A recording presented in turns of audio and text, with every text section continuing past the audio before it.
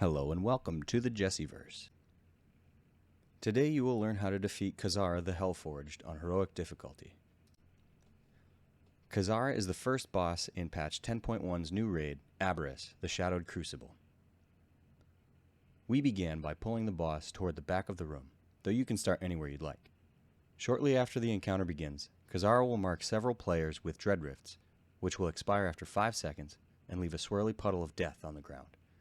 It is important to place these puddles carefully as to help your team with the following mechanic. Rays of Anguish spawn from the Dread Rift puddles and focus on a random member of your raid. Players targeted by the rays must kite them into the Dread Rift puddles, consuming them in the process. Puddles that have consumed these rays will have their animation changed and can no longer consume Rays of Anguish. These rays must be taken care of quickly as to prevent them from gaining Relentless Torment. At 80%, 60%, and 40% health, Kazzara will have portions of her armor shatter off her body and target raid members with red swirlies. Run out of the swirly before it hits the ground to avoid this damage.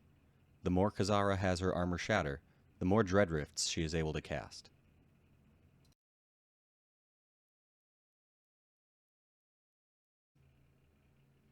When Kazzara reaches 100 energy, she will turn toward a random raid member and cast Hellbeam, a frontal cone attack that must be avoided. If you're unlucky enough to be kiting a ray through a puddle when she uses this, try using an immunity defensive like Aspect of the Turtle or Blessing of Protection. Kazzara will also periodically cast a pushback spell called Wings of Extinction, which knocks all players back and leaves a damage over time effect on everyone in the raid. This is a good time to use a raid-wide healer cooldown or two. The final mechanic is the tank mechanic, which is called Terror Claws. It inflicts physical and Shadow Flame damage, as well as leaving a debuff on the tank, which inflicts heavy damage over time and increases the damage of Terror Claws by 200% for 25 seconds.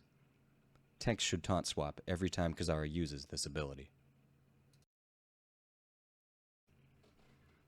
As we progressed through the fight, we brought the boss around the room in a clockwise motion, leaving puddles and the rays to be consumed by them behind us.